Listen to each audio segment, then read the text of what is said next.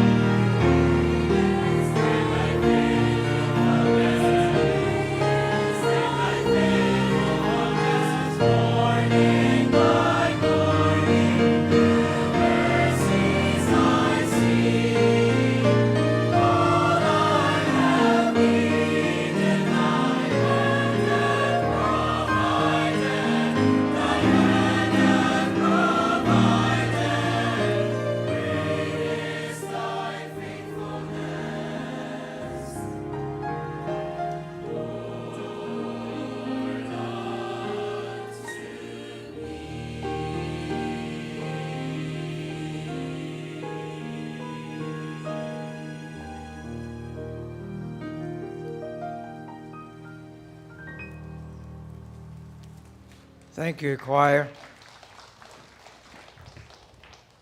Let's stand and read our text today, and it's found in Hebrews chapter 13 and verses 20 to 21. Hebrews chapter 13 and verses 20 to 21. Now, for a number of weeks, we talked about knowledge, wisdom, and understanding. You remember that? And how that we said that knowledge corresponds to what should be done. Because everything about church is doing. Okay? It's not just being, it's doing. Okay? Because if God would be pleased, if God would be glorified, it is actually in the motion, okay, of His creation. Kaya ang lahat ng kalugod-lugod sa Panginoon ay nasa ating paggawa o pagkilos. Subalit may mga gawa at pagkilos na katanggap-tanggap sa Kanya. Hindi lahat ay katanggap-tanggap sa Kanya. So, ang gawa na katanggap-tanggap sa Kanya ay ang gawa na napapaloob sa Kanyang biyaya, sa grace niya. Kung alam natin ang grace ng Panginoon, mas magagawa natin ang lahat ng bagay na kalugod-lugod sa Kanya. Tama ba? Okay. Anyway, something is wrong with my tab. No, it is not in my tab with our system here. Can you check? Kasi hinabaan nyo na naman yung inyong cable. HDMI cable should not exceed 10 meters. Pag nag 10 meters yan, magkakaproblema kayo. Okay? Yung HDMI cable from that receiver to your PC should be less than 10 meters. Okay? So, paki-reset nyo ulit yan. So, in Hebrews chapter 13 and verses 20 to 21, may we all read, everyone? Ready? Andyan ba kayo? You have your Bibles with you? Yes? Okay. Everyone, read along. Go. Now, the God of peace that brought again from the dead our Lord Jesus, that great shepherd of the sheep, through the blood of the everlasting covenant, make you perfect in every good work to do His will, working in you that which is well-pleasing in His sight through Jesus Christ, to whom be glory forever and ever. Amen. Now, I have used this verse for the reason that we are now going towards the end of the first quarter. If you remember, our focus for the first quarter is that one.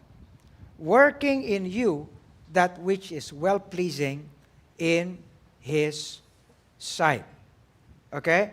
Now, what is it that God works in us? Okay? Alam nyo, may mga nagsasabi na ang lahat ng kinikilos ng Panginoon sa atin ay para sa ating sariling good. Okay? That God is only for our good. Okay?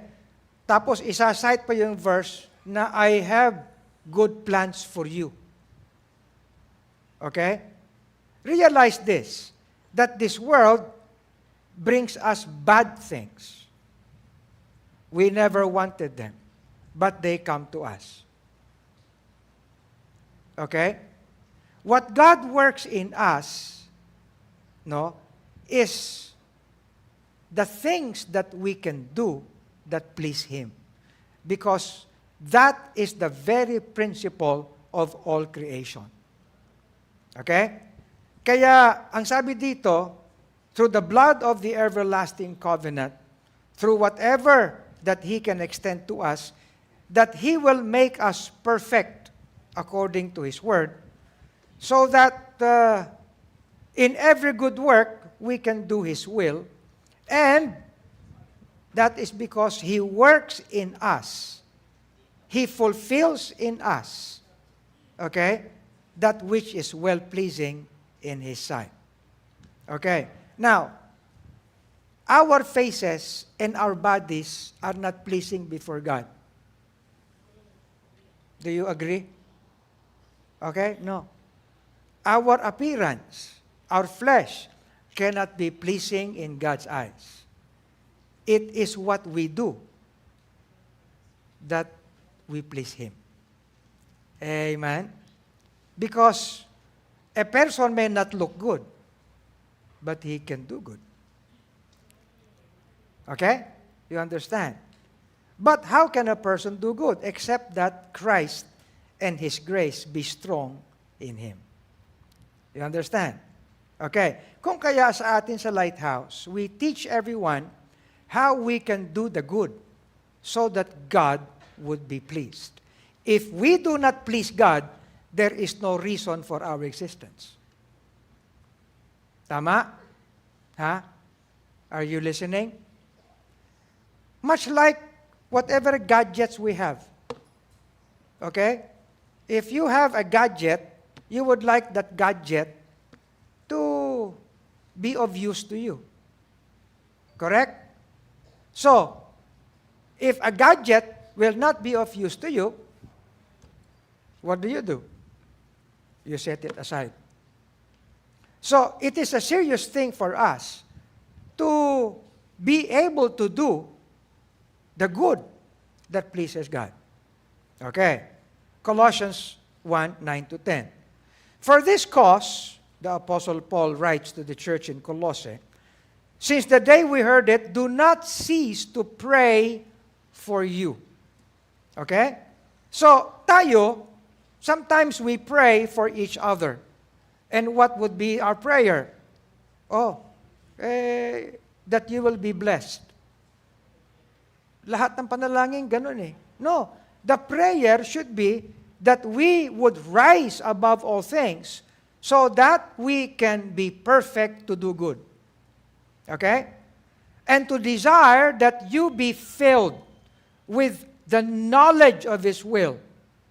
And having the knowledge of His will, you can have the practical wisdom and spiritual understanding. Okay? So that, given all these things, ye might walk worthy of the Lord. Yun yung ibig sabihin yan. In everything that pleases Him, so that we may be fruitful in every good work.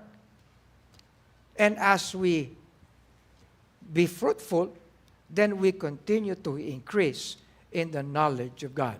So these verses is how this should be understood. Okay? Heavenly Father, thank you that we can come together, Lord, today. We do not come together simply, dear God, that we might have time to come together, but Lord, that we might know your truth, that we might live according to your truth, that we might indeed be your people, and that your grace may be seen in us, that in all things you will be pleased, you would be glorified. So bless us, dear God, today with your truth. In Jesus' name, amen. Okay, please be seated. May I just go back to what we read a while ago in our Bible reading. Okay? And here in this Bible reading, we found what it said. It says, I come to do thy will, O God. He taketh away the first, that he may establish the second. So, who is this that came? It's Christ. What did he do? He did the will of the Father. Okay? Now, what did he do when he came? He fulfilled all of what was demanded to be fulfilled in the Old Testament. Okay? And having fulfilled and satisfied everything that the Old Testament required as regards the righteousness of God, okay? Then, we now have the New Testament, the second one. Amen? Which for us, mga kapatid, is very, very binding, being Gentiles. Okay? Does this mean that we do not care for the Old Testament? God forbid. The Word of God is both the Old and the New Testament. Amen? So nobody should say that the Old Testament is not needed. We need that. We need to study that. But in all practical aspects, we live and do according to the New Testament. Amen? Okay. And he continues, by the which we are sanctified, set apart. By what? By what the Lord Jesus Christ did on the cross. Kaya, the work of redemption is so binding to us. It is the hinge by which we actually live. Okay? And you look at verse 11. Every priest standeth daily, ministering and offering oftentimes the same sacrifices which can never take away sins. And we've been saying this. All the rituals that priests do have no significance to remove our sins. It is the blood of Jesus Christ, His Son, that cleanses us from all sin. Amen. That's it. What is the difference between the priest and the pastor? What is the difference? Like here, for example. If I were a priest, my back will be the one that you see, like this. Would you like for me to stand that way? No. Because what will I be doing as a priest? I will offer to God all the sacrifices on your behalf. Okay? But no sacrifice can be offered that can practically take away the sin.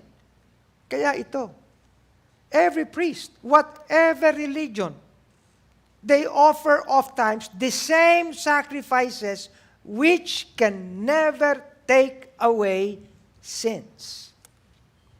But this man, who is referred to as this man? Christ. After he had offered how many? One sacrifice.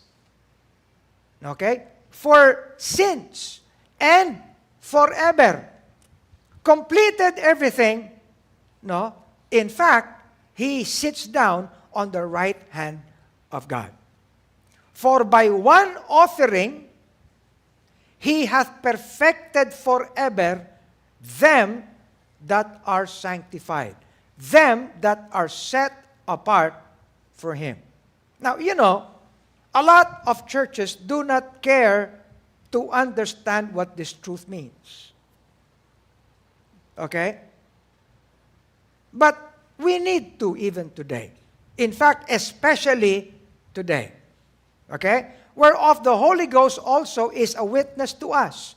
For after that he had said, this is the covenant that I will make with them after those days, saith the Lord. I will put my laws into their hearts, and in their minds will I write them. Okay? Now, every week we come together. Sundays, Tuesdays, Thursdays. And we have other activities, no, during the rest of the days. Doing Bible studies, doing fellowship, lifting up each other, ministering to each other. And many times we open the book. Or you open your digital Bibles. Okay? But guess what? Even if you open your physical books and digital Bibles, but if the law of Christ will not be written in our hearts and in our minds, then we cannot be able to live according to it. We cannot able to please God. We will not be able. Why? Because the truth should be in our hearts. Amen? Alam nyo, usong-uso yung, ano ba ang nakasulat? May nasusulat ba? Tama, ano? Pagtatalunan pa yon kung may nasusulat. Usong-uso yan. Ang tanong ko ay ito, ano na ba nakasulat sa puso mo? Di ba? Ganun lang naman yun eh. in the midst of questions that we confront during these days, ano na ba ang nakasulat sa puso mo? Ano na bang nakalagay dyan? Hindi yung memorize. A lot of Christians and even young children can memorize. But you know what? Young children, as those who recite the Bible here, actually would have a hard time living according to what they recite. Andyan ba kayo? Ha? Oh. Halimbawa, aawit tayo. Kaawitin natin yung kantang, I have decided to follow Jesus. I have decided to follow Jesus. No turning back, no turning back. Ang daling kantahin nun. Pero ang hirap gawin. Correct? Andyan ba kayo? Oh. Halimbawa, kakantahin natin yung song na I want to give the way He wants me to give. I'm gonna live, I'm gonna give until there's just no more to give. I'm gonna love till there's just no more love. I could never, ang daling kantahin nun, ang daling memorize nun. Pero, can you actually do them? See, the pleasure of God is not in what we memorize. The pleasure of God is not in what we know. The pleasure of God is not the pleasure of God is in what we do and how we do things according to the law of Christ written in our hearts. Amen. Mga kapatid, we are not like the things, the people that we see in this world. Okay? Especially those who are in government. Pagtatalunan pa nila at tatanungin pa nila ang Supreme Court kung ano ang definition ng ina-accuse sa kanila. And they will have the Supreme Court, decide on what is legal and what is not. Pero pag nag-decision yung Supreme Court, babanggain pa rin nila. Tama? Hindi tayo katulad nun. Tayo may finality ang salita ng Diyos sa atin. Amen ba? Okay. And then because of that, because His law, the law of Christ, not the law of Moses, okay, will be written in our hearts and in our minds, then we can live uprightly, we can live according to His will, and by living according to that, ang sabi, their sins and iniquities will I remember no more. Now observe this. Kahit tayo ay lumaki sa preachings, nagkakasala pa rin tayo. Correct? Kahit tayo'y naturuan na kung paanong kumilos, palagi tayong may hatak ng laman. Tama ba? Para bang kahit na sinabi ng doktor, huwag mong kakainin yan. Masama yan sa iyo. Sasabihin mo, konti lang naman.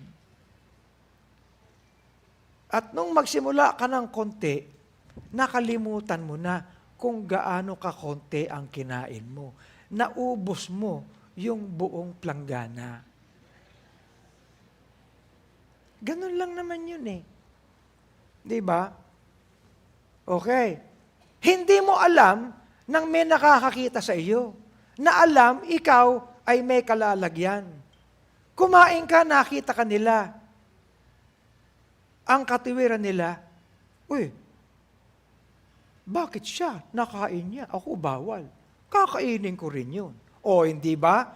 Yung kagagawan mo, nakadala ka ng ibang tao na gumawa din. Tama ba? Okay? Mga kapatid, totoo yan, nangyayari yan.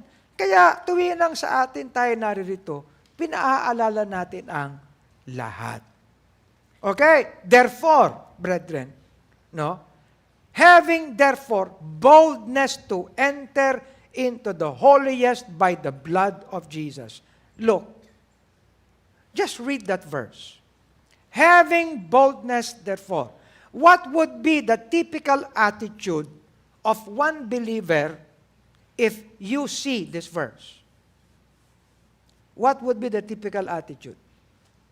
Having therefore boldness to enter into the holiest by the blood of Jesus Christ. What would be the typical attitude? ito ang typical attitude. Hindi mo gagawin yan hanggat ikaw ay matitigok na. Tama? If there is no emergency, you will never do what verse 19 says. Correct? You will never, and we will actually never do verse 19 if just for preventive sake. We will look at verse 19 as something that is all about cure. You know the difference between what prevention and what cure is? Huh? There is an adage that says, an ounce of prevention is better than a pound of cure. Correct? But we will never observe verse 19. Why? Because for us, that is the last thing that should be done. Until we experience heaviness in life, until we experience, ika nga sa English, we have come to our wits' end, we will never do verse 19. Correct? And for as long as we experience convenience in life, there is no need to be bold in entering the holiest. Correct? Kaya, minsan, kung kailan matanda ka na, seryoso ka na. Matanda ka na Alam niyo, kahapon, maraming seniors dito. Okay? At lahat ng nagpasalamat sa Lighthouse, lumapit sa akin, Pastor, salamat po. Mga senior. Wala namang mga bata na nagpapasalamat. Sa mga bata, parang karapatan lang nila abutin. Pero yung senior, meron ng appreciation Kasi tao tayo Okay. Now, what is the challenge of verse 22? Let us draw near with a true heart in full assurance of faith, having our hearts sprinkled from an evil conscience and our bodies washed with pure water. What is the pure water? That is not the pure water. This is the pure water. The water of the Word. Amen? Okay. So, because of this, let us hold fast the profession of faith without wavering. Okay? Hold fast. These days, alam nyo, ang tanong, kailan mo matatapos yung gera? Aakyat pa raw ang presyo ng gas to 120. The next thing, ang announcement, when you get your electric bill, next billing, mataas na. Ang bigas, tumaas na ng 5 piso. Ang itlog, iba-iba yung taas, bawat size ng itlog Di ba? Okay. Kasi, transport yan. Magkano ng diesel ngayon? Mas mahal pa sa probinsya. Lahat naman ng ginagamit pang transport sa atin, diesel. Tama, kaya lahat apektado. Okay? But, ang binibigay sa atin, anuman ang kalalagyan, hold fast the profession of our faith and without wavering. Why? Because He is faithful to promise. Is God faithful through tough times? Yes, He is. But how do we see His faithfulness? When we are left empty, is God faithful? And let us consider one another to provoke unto love and to good works.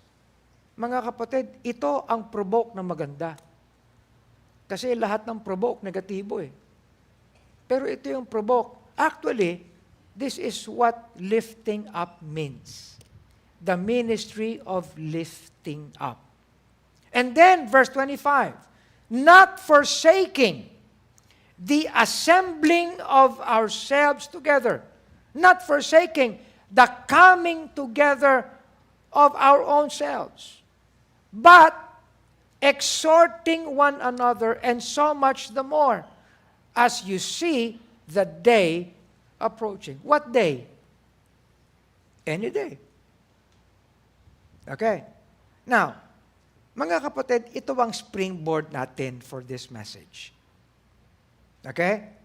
Bakit nga? Ang title ng ating message ay Having Knowledge, Wisdom, Understanding as Ecclesia.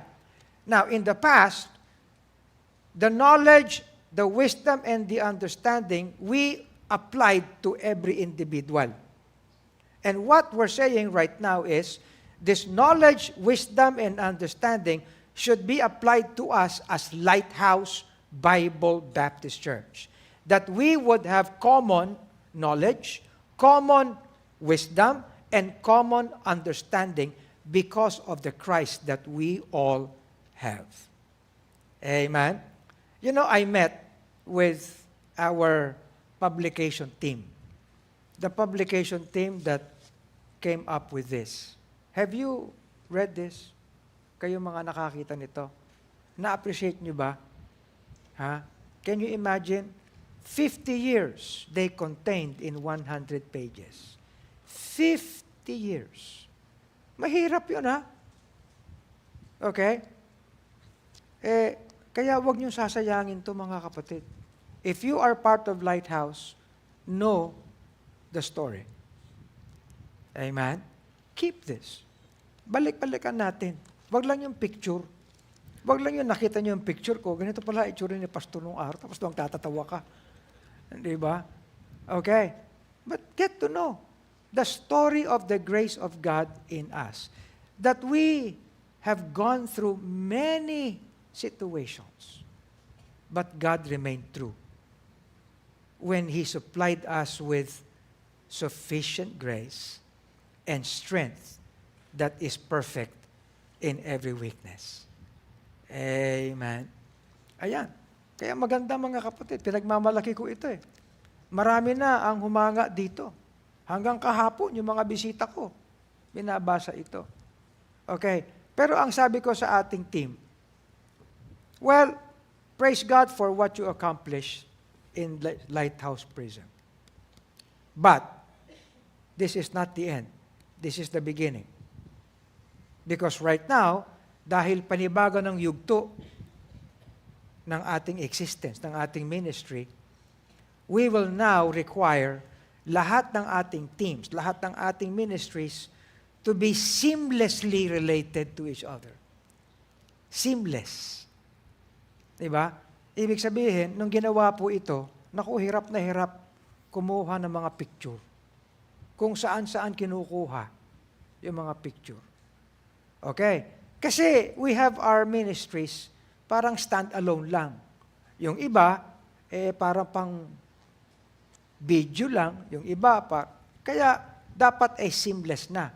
And in fact, mga kapatid, we all now have facilities so that all our ministries can go along, no, and everyone together in those ministries. Let me show you a picture. Have you seen this picture? How many have seen this picture? I posted this picture in our All Go page. Did you see it? How many saw this picture? Oh, hindi lahat. Okay. Now, this of course is the whole World Trade Center. Well, not actually the whole. But in my file, in our files, this is the largest, no, the widest of pictures available. Actually, these are 3 pictures in all. I stitched the 3 pictures digitally. And wow, I said. Wow, as in wow. Okay. So, pag-usapan natin. What do you see in this picture? I was telling our camera people, a picture tells a lot of stories. Correct? Siyempre, photographer tayo. A picture tells a lot. Even one picture. Okay.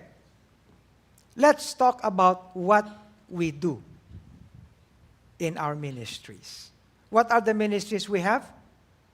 Again, as according to the structure that, we set, the ministry of the Word.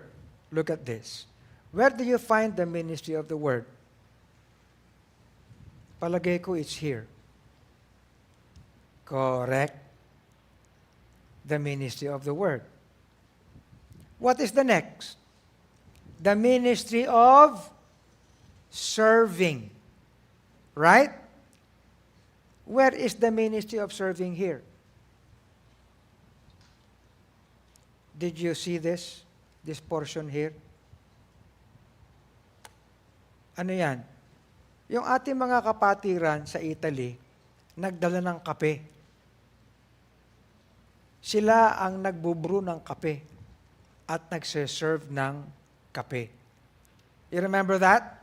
Nakapagkape ba kayo sa World Trade? Okay. Okay. Hindi lang yan. What else do you see? Do you see this line of tables? Ano yan? Pagkain. Sino nag-supply ng pagkain sa atin? Ilang pagkain ang sinupply? Hindi na tayo nag-buffet. Anong tawag dyan? Ha? Bento. Ayun. Okay.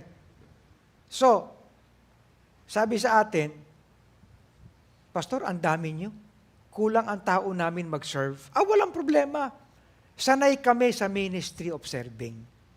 Di ba?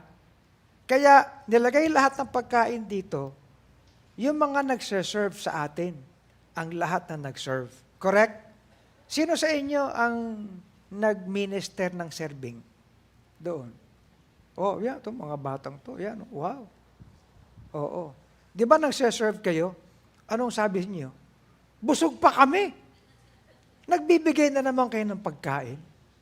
Hindi ho, talagang trabaho namin yun. Tama, di ba? So, in this one picture, you see the ministry of the Word, the ministry of serving. Okay? What's the next? The ministry of, equipping. Correct? Teaching.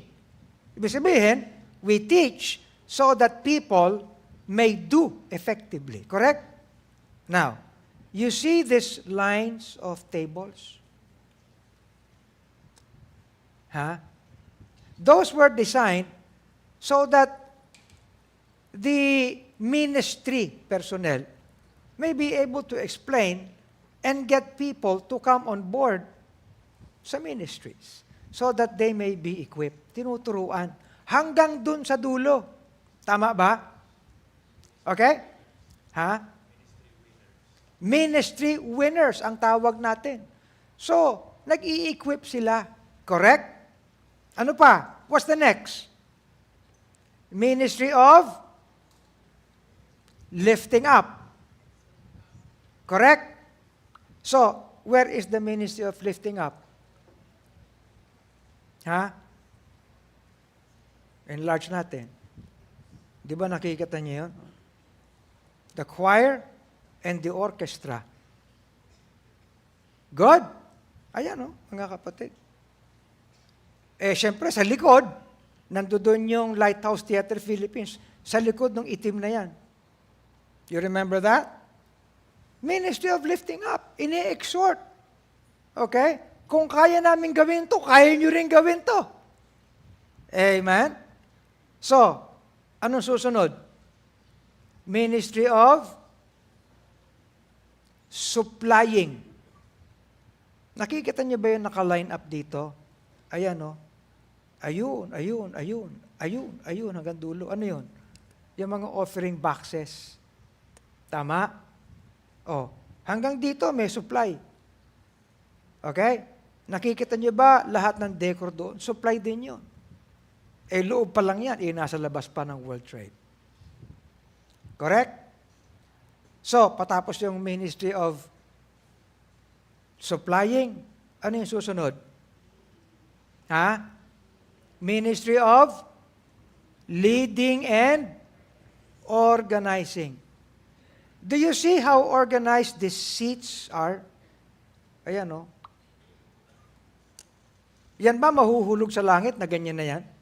Hindi. But the design was, mayroong mga aisles. And everyone is contained to a group. You see, yung dito, yung tech booth. Okay? You see how deployed the screens are. Tama? So, ibig sabihin, lahat yan, merong ministry of leading and organizing. How about the ministry of, ano yung huli? Helping. So, where is the ministry of helping? Can you see? Ang ministry of helping, nandito. Nasa labas. Kasi, nandoon yung ating alert. Hindi nakita. Kaya naghahanap ako ng very wide picture, But what am I saying? Ano nyo nung araw, 2 years ago, when I told our men, let's do our all Lighthouse Grand Homecoming at the World Trade Center. Nung pumunta kami, nagulat sila. Ang laki naman ito, gigantic ito. Oo, dito natin gagawin. Because pupunuin natin lahat ito ng kilos sang-ayon sa biyaya ng Panginoon. May exhibit tayo. Meron pa. Lahat ng mga ito, sinasummarize no? Correct? Ayun, sa dulo. Yung ministry booth. Tinuturuan ang lahat, ini-encourage ang lahat, wini-win ang lahat, so that we all may be part of a specific ministry. Amen? Pero here you are. You'd rather observe from a distance.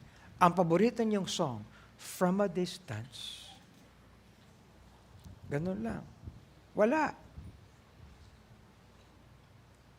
At lalapit lang tayo kapag emergency na. Nandyan ba kayo?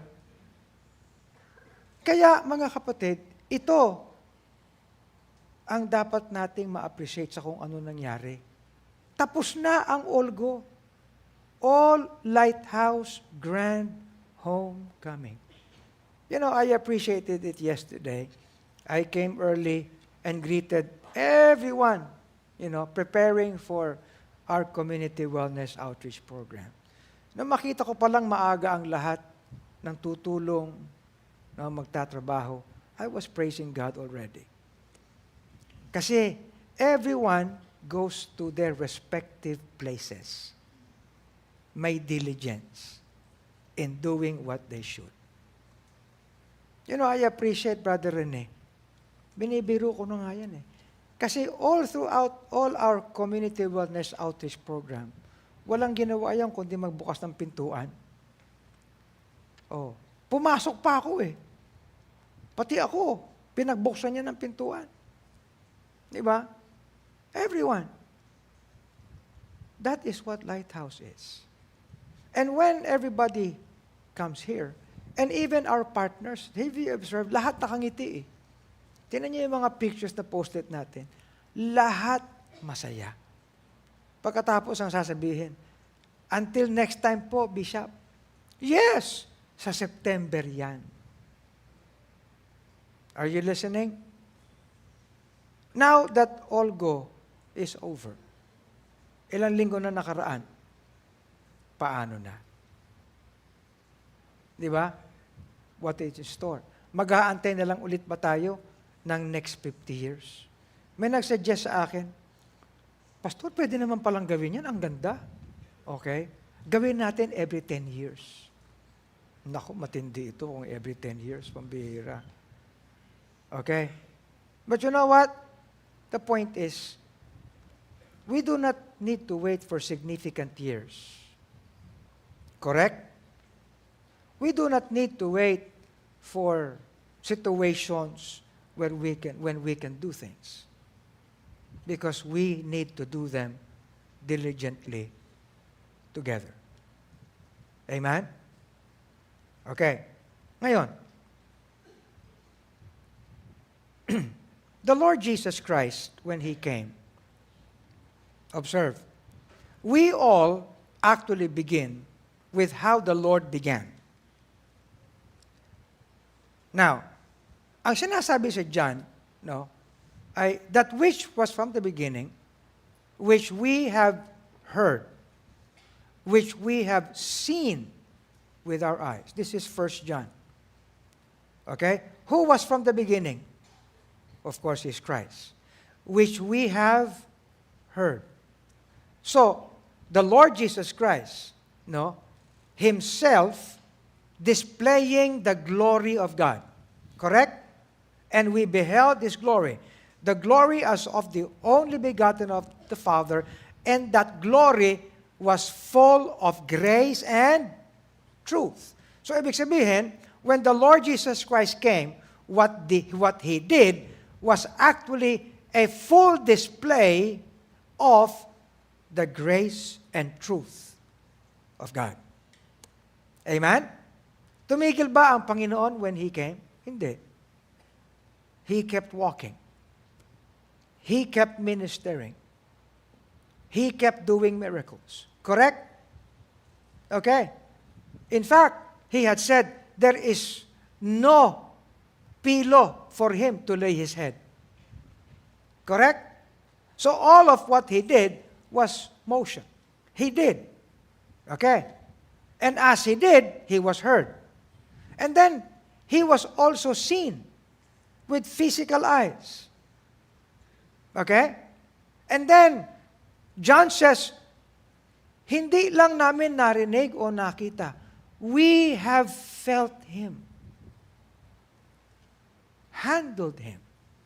And the Apostle John would oftentimes, lean on the Lord Jesus Christ. Okay? We have handled Him, heard Him, seen Him. The very display of God's grace and truth.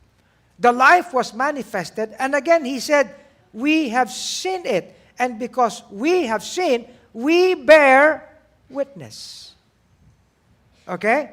That which we have seen and heard, we now declare to you, that ye also may have fellowship with us.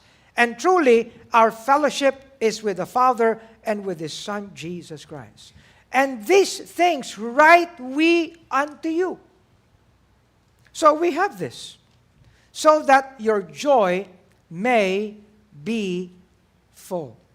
I'm glad that we have this. Otherwise, we would never get to know Christ and the grace that came by Him. Amen? Okay. Pero hindi lang yan. Look at what John says in John 21. This is the disciple. Who is the disciple? John. Siya ito. Which testifieth of these things, and wrote these things. And we know that his testimony is true. And there are also many other things which Jesus did, the which if they should be written, everyone, I suppose, that even the world itself could not contain the books that should be written. Can you imagine the 3 years that the Lord spent? No books can contain everything He did. Amen? Okay. Kaya ang lahat ng sinasabi ni John points to what good we can do. Beloved, follow not that which is evil, but that which is good. He that doeth good is of God. But he that doeth evil hath not seen God. Demetrius hath good report of all men, and of the truth itself. Yea, and we also bear record, and ye know that our record is truth. And look at this. I had many things to write. And we were talking about this yesterday, Diane. John said, I had many things to write, but I will not with ink and pen write unto thee. Wow. Why? Why? And John, again, in 2 John 12, he says, many things, having many things to write unto you, I would not write with paper and ink, but I trust to come unto you and speak face to face, that our joy may be full. Okay. Now, what am I driving at, mga kapatid?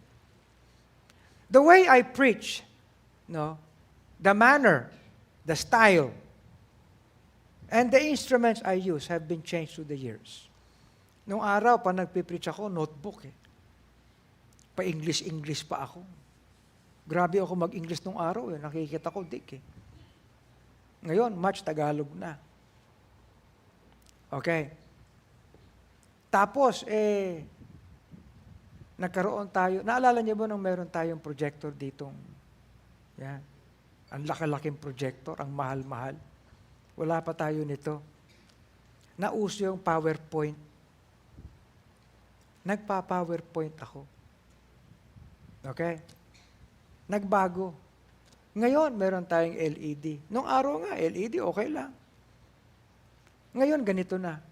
Paguhit-guhit na lang tayo. In fact, marami na mga pastors, paguhit-guhit na rin ngayon, pinag-aaralan na eh. Nagtatanong pa sa akin, Bishop, anong app yung ginagamit mo? Hindi app yan. Word lang yan eh. Okay?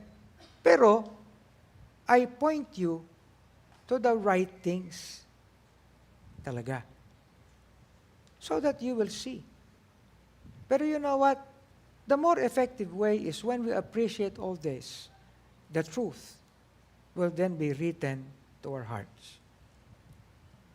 Are you listening?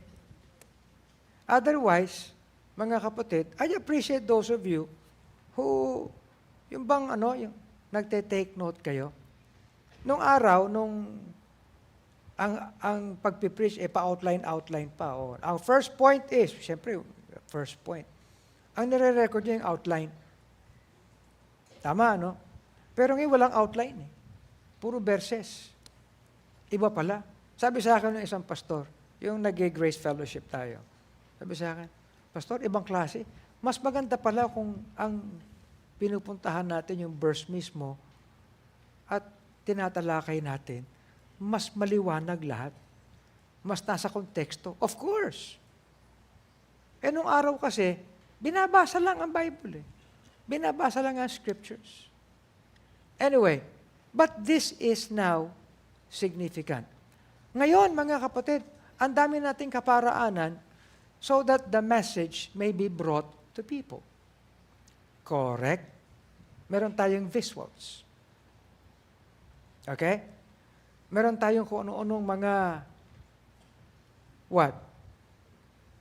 even videos, pictures, animation.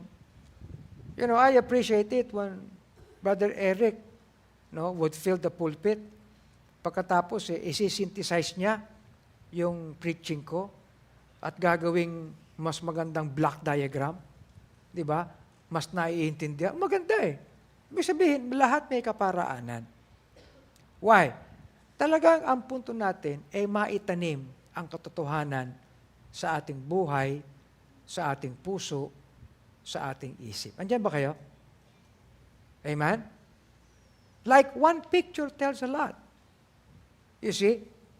Alam niyo, minsan, pinatatanong ko dun sa mga kapitbahay natin, ano ba ang description ninyo ng lighthouse? Marami. How will you picture lighthouse? How will you describe lighthouse? You know, kaya I remember, you remember Shamsi? She's an Iranian. You remember her? Shamsi is now in Australia, and she has her own family there. But the first time Shamsi came, I was preaching on a Sunday afternoon. And she came, entered that door there, and sat down there. So, when I saw her come in, sabi ko, hindi ito Pilipina. Foreigner ito. So, sabi ko, dapat mag-English ako. So, I began to speak English. And then she stood up and went through the door again, and I saw her talking to someone. And then, afterwards, she came back and sat down again. So, after preaching, I went down straight and shook her hand and introduced myself. And I said, thank you for coming, but what are you? And she said, I'm Iranian. Oh, so what led you to Lighthouse? And she said this, Pastor, this morning, I was crying. I was so discouraged. I called up my friend in the U.S., and she told me this. Why don't you try and visit a Baptist church? And she said, what Baptist church? And her friend said, I don't know, just look for a Baptist church. But go to a Baptist church. Okay. So after the phone call, she dressed up, went down, and then hailed a cab, a taxi. And she told the taxi driver, please take me to a Baptist church. So the taxi driver asked, ma'am, which Baptist church? She said, I don't know. If you know of any Baptist church, just take me there. Then the taxi driver came here and stopped right at front. And the taxi driver said, ma'am, this is a good Baptist church. So she went down and came up. And to cut the story short, she trusted the Lord. She was baptized. She became part of our church. And she continues to this day. Amen? And right now, I know her story. I know how she left Iran because of the issues there. Noong araw pa yun. Anong year yun, Marie, when she came? You never know now. Matagal na. Many years back. Okay? And her children also trusted the Lord. Okay? Kaya mga kapatid, itong ginagawa natin will impact many people. We never know how. Amen? What I am saying is this. We draw a picture. We write messages. In fact, yung ating Lighthouse Manifold Grace Center, lahat yan mga kapatid, ay pagtitibayan natin ang lahat ng maaari nating ikilos para magawa natin ang lahat. Kaya ang sabi nga ni John, I will not write with paper or ink. No. But I will show you the grace of God. But I will manifest to you the grace of God. And that was what churches did before. Amen?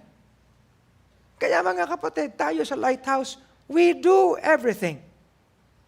Alam niyo, nasa introduction pa lang ako eh. Pero okay na ito. Abay ko iniisip mo, Pastor, hindi naman kami marunong magsulat. Hindi ka naman kailangan magsulat eh. Meron naman tayong tagasulat. Tama? Pastor, hindi naman ako marunong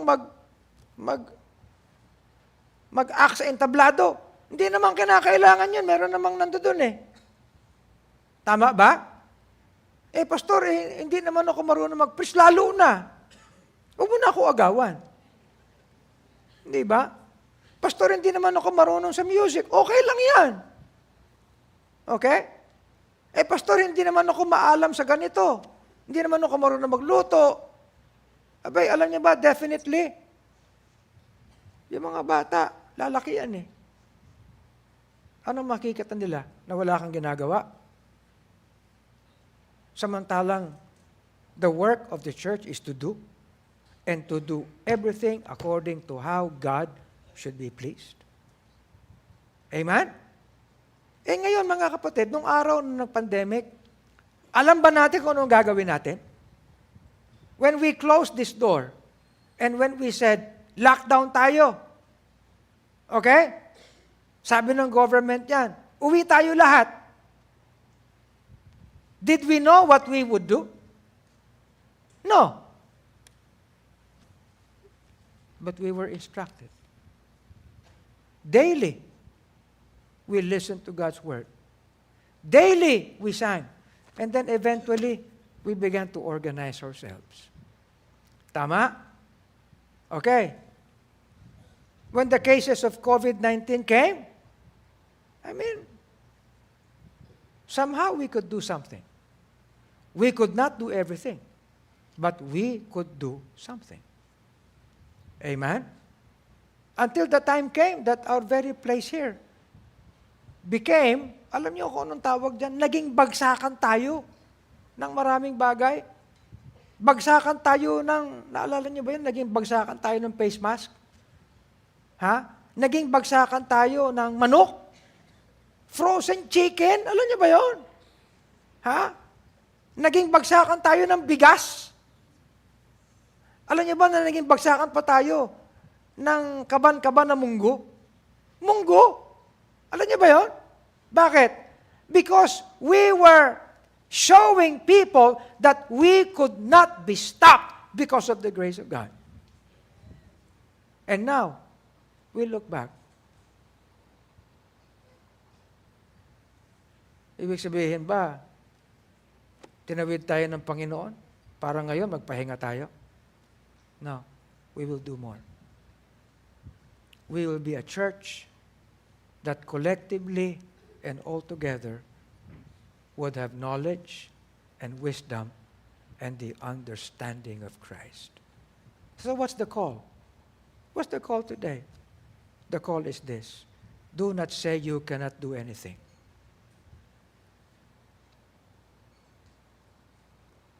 Simply say, Lord, I present this body. I present this body. I come to you. Let your grace, for how your grace was seen, heard, tasted, felt in the days of old, ngayon mas kailangan. Amen? Let's stand and pray. Heavenly Father, thank you, dear God, for this. Thank you for how the Lord ministered to us. And ministering, He gave His life. Thank you for the apostles, for what they did, and for how, Lord, they became the foundation of churches. Thank you for the early churches. They are our pattern. And now we are here as your people, as Lighthouse Bible Baptist Church. Lord, we need the same knowledge and wisdom and understanding because of your grace in us. Make us, dear God, make us to be willing. Your word says that we should present our bodies a living sacrifice, holy, acceptable to you. And may we do that, dear God. May we respond with that heart. Let your word, Heavenly Father, be written not in books, not in anything on paper, but in our hearts and in our minds. And let the world read your truth in our lives and in our ministries. We are your people, dear God. We do your work. People read us. People hear us. People listen to us, Heavenly Father. People need to taste what can be the taste of grace in us. And people need to feel your love, your mercy, and your grace. We come to you. As every head is bowed, every eye is closed. Thank you for watching The Pulpit. We hope you are blessed with the preaching of God's Word today. Now, the most important thing that we can share with you today is the salvation that only comes through the Lord Jesus Christ. Kung nais mong tanggapin ang Panginoong Jesus sa iyong puso, ay bigkasin mo ang panalangin na ito. Panginoong Diyos, nalalaman ko na ako ay makasalanan at nahatulan ng kapahamakan. Maraming salamat po sa inyong dakilang pag-ibig at kaloob mo na kaligtasan sa pamamagitan ng iyong anak na si Jesucristo. Panginoong Jesus, ako ay sumasampalataya na ikaw ay namatay, inilibing at nabuhay upang ako ay bigyan ng kaligtasan at pagbayaran ang aking mga kasalanan. Pinagsisisihan ko ang aking mga kasalanan at tinatanggap kita sa aking puso bilang aking sariling Panginoon at tagapagligtas. Tinatanggap ko ang iyong handog na buhay na walang hanggan. Ito ang aking panalangin sa pangalan ni Jesus. Amen. Kung ikaw ay dumalangin, ang sabi ng Biblia, ikaw ay ligtas na. Ikaw ay pinatawad na sa lahat ng iyong kasalanan. Ikaw ay wala ng kahatulan. At ikaw ngayon ay anak ng Diyos. If you have prayed this prayer and put your faith in Christ, please let us know. Send us a message at the Lighthouse Bible Baptist Church Facebook page. We're broadcasting live every Sunday at 11 a.m. and 4 p.m. and then every Tuesday and Thursday at 7:30 p.m. Do join us again on our next episode of The Pulpit.